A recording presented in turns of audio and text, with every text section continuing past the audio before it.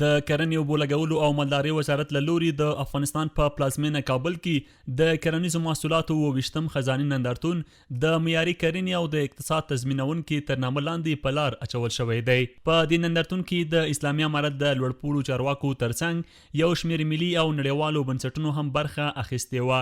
د دې نندارتون په پرانیستي مراسمو کې د کرنې اوبو لګولو او مالدارۍ وزارت سرپرست عطاالله عمري وویل چې په هیواد کې د جګړې له پای ته رسېدو سره هممهاله په ټولو سیمو کې د کرنې په برخه کې پرمختګونه شوي دي او په خبره په همدې موخه وزارت هم هڅې پیل کړي او کوښښ کوي هغه سیمې چې په تیرو کلونو کې د جګړو او نورو ستونزو له کبله ورباندې کر نه و شوی کښتونه وکړي.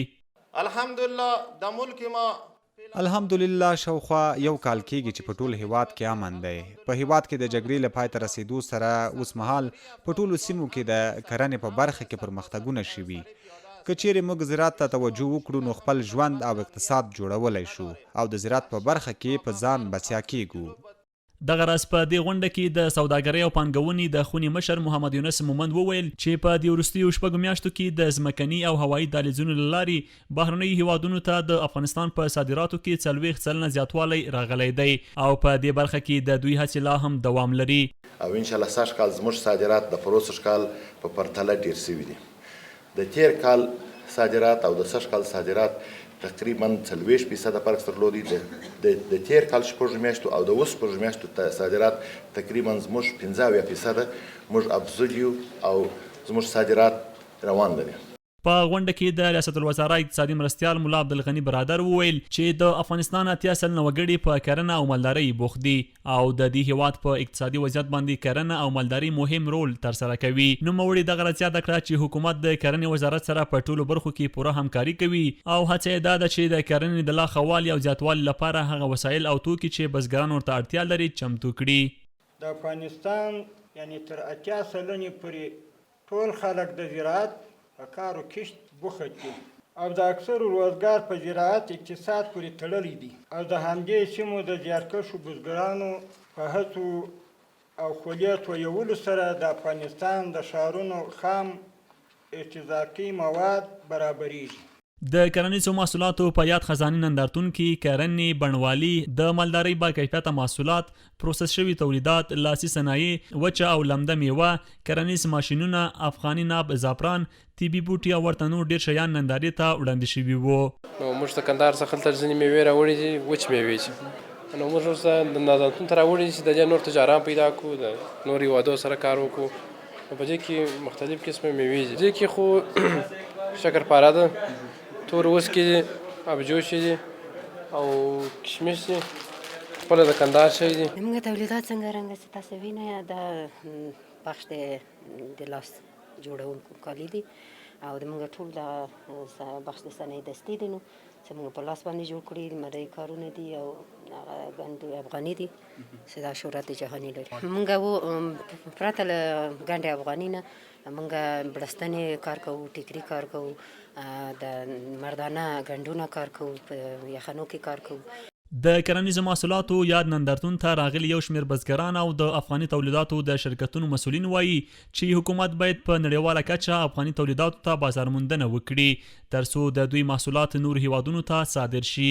خپل لبنیات باید نورو ملکونو ته صادر کړو. تر اوسه پورې خو زیاتره لبنیات نورو ملکونو نه افغانستان ته واردېږي متاسفانه، اما زموږ شرکتونه او زموږ فابریکې په دې باندې کار کوي چې دغه سټنډرډونو سره په رقابت کې ځان برابر کړي، خپل سټنډرډونه پوره کړي او د داخلي تکافو نه وروسته خپل لبنیات خارج ته صادر کړي. بس داسې چې یو نندارتون سره آماده یې موږ ځینې دغه راغلي دي، هغه کارټون او شیان مو ورکړي دي چې داسې یو نندارتون یې موږ ته دغه وکړي، موږ ته آمادګي ونیسي، موږ د خپل شی ورته راوړو، هلته ورته دغه کو.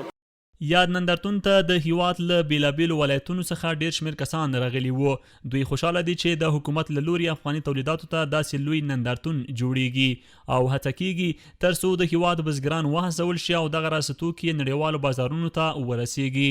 دغه راز خلک په نورو کسانو غږ کوي چې له خپلو افغاني تولیداتو دې استفاده وکړي.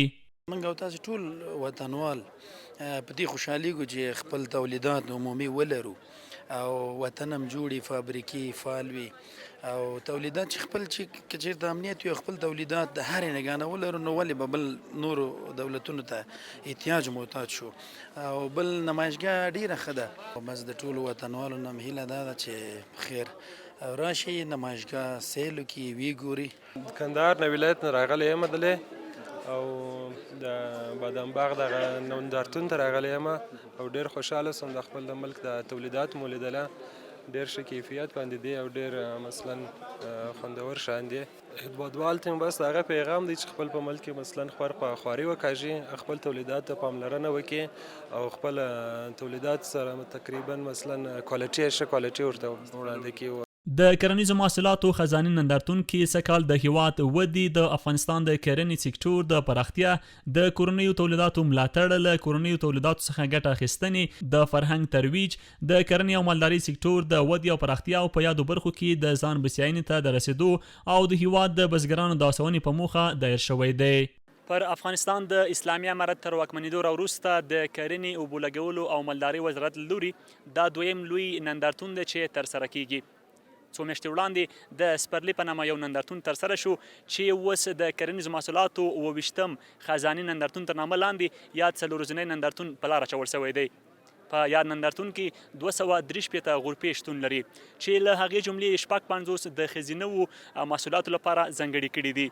د کرنې، اوبو لګولو او مالدارۍ وزارت د مسؤلینو په خبره چې له یاد نندارتون څخه موخه افغاني محصولات پیژندل او همداراز په نړیواله کچه ورته ښه بازار موندنه کول دي. عبدالله حیدرزی، CMG، کابل.